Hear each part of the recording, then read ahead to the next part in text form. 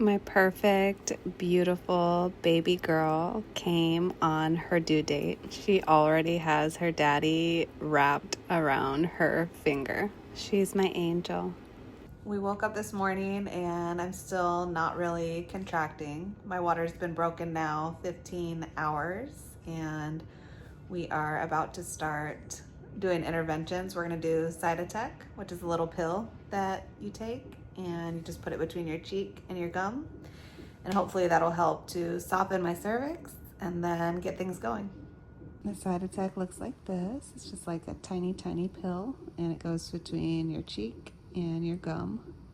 We didn't start any interventions as soon as my water broke. The doctors and midwives that were managing my labor at the birthing center that I delivered at really wanted to see if my body would kick into labor and start contractions on its own. Unfortunately, that didn't happen, and so we ended up doing a lot of cytotec, and then we started Pitocin. I was doing everything I could to get the oxytocin flowing, trying to get the contractions to start up, but it took a while. Luckily, they had this hands-free monitor, so that made it way easier. I wasn't totally tied down to the monitors. I ended up using the peanut ball and the labor ball. I was trying all kinds of different positions in and out of the bed, and really just keeping my body moving, because when you're walking and standing and moving around and changing positions, it just really helps baby to get into a good position and to help your labor move along more quickly.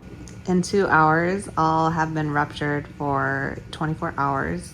I have had 3 doses of cytotec and just now had my first super painful contraction. So maybe things are starting. Things were indeed starting. They actually went from 0 to 100. I got my epidural and we're just resting a little bit. I can't sleep because I'm having contractions. I'm trying to show you. So since I've been here, I had 3 doses of cytotec, and about like 2 hours after the 3rd dose, I started having pretty painful contractions, and from there, like over the next 2 hours, they started getting more and more intense. So right now, with an epidural, I feel a lot of pressure with contractions to the point where I'm breathing through them. I am 6 centimeters right now.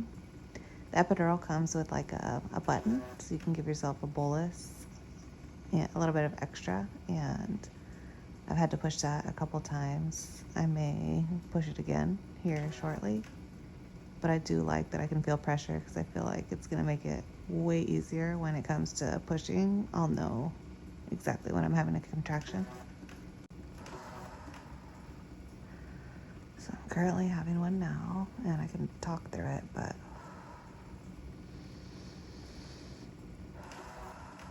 definitely breathing through it.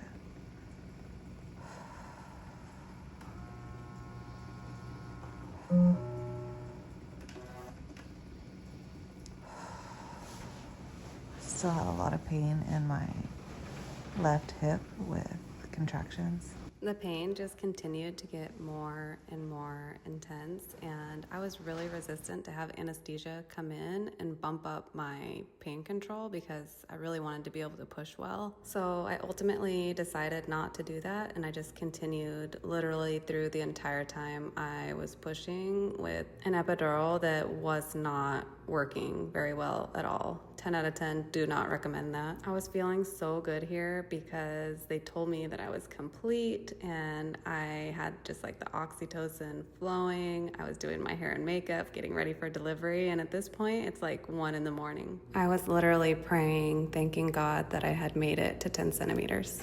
We're getting the room all set up for pushing. I want ginger ale and ice.